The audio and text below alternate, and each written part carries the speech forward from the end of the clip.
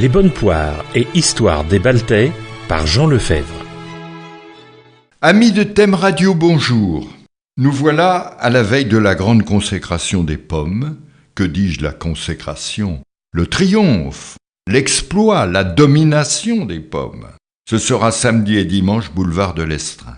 Évidemment, Charles Baltais y sera pour admirer son œuvre. Enfin, pas le bonhomme, pas du tout, mais son esprit, son génie, son souffle. Mais je vais terminer d'abord ce que je disais la semaine passée sur le patrimoine bâti, troyen, que des élus animés du désir de bien faire ont détruit.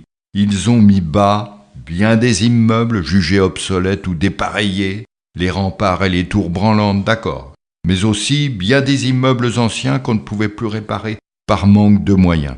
Et le plus prestigieux fut l'admirable édifice des Cordeliers. Effectivement, ils mettaient tout cela à bas, sans mettre bas, je veux dire sans accoucher, de beaux édifices pour les remplacer. Qu'est-ce qu'il reste? Il ne reste plus que des trous de mémoire. C'est d'autant plus vrai que d'autres Attila sévirent à notre époque, qui gommèrent du paysage quelques immeubles intéressants qu'on ne vit jamais repousser. Ces maires furent à leur manière des Moïse urbains. Vous savez, les flots d'immeubles s'écartaient devant eux et la mer se refermait derrière leur queue de pie, ne laissant que des plages désertes. Alors, ne soyons pas totalement négatifs. Les cabinets d'études y trouvèrent leur compte. Alors, je vous parlerai la semaine prochaine du travail de Charles Baltais en tant qu'élu troyen bâtisseur, qui fut un collaborateur de Désiré Argence, puis des maires républicains. Mais on va rester avec l'horticulteur aujourd'hui, puisque les journées européennes de la pomme lui sont consacrées dans les 3 halls de la foire de Champagne. Ce sera Europomme 2018. Ça a lieu tous les 5 ans en Europe. Et ce week-end, c'est en France. C'est à Troyes en Champagne. On va croiser des Allemands. Vous savez que c'est eux qui cultivent et vendent, non, vous ne me croirez pas, la rainette de Champagne. Belle pomme ronde dont ils nous ont donné des greffons pour qu'on la réhabilite chez nous. Elle était disparue. On trouvera aussi dans les allées de l'expo des Suisses qui ont fait un gros travail de sauvegarde intellectuelle en décrivant les variétés anciennes de leur terroir. On va trouver des Luxembourgeois qui seront là avec les Anglais, qui ont inventé un dicton que répétait Churchill: « Une pomme chaque matin éloigne le médecin ».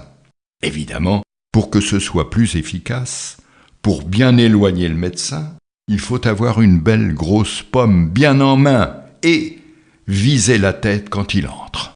Enfin, les Suédois viendront et peut-être les Italiens.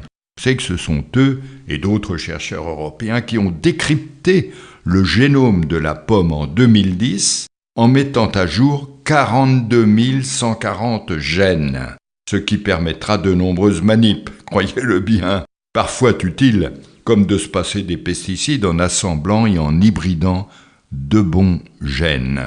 Ceci dit, rassurez-vous, parce que dans cette fête de la pomme, qui permettra d'exposer pas moins de 2000 variétés de pommes et de poires, on assistera à de nombreuses démonstrations, des conférences, des visites, des expos, que sais-je encore, des expos dans l'expo, des outils, des ruches, des livres, des tableaux, certains sont artistiques, des produits locaux, des animations pour les jeunes et plein d'etc.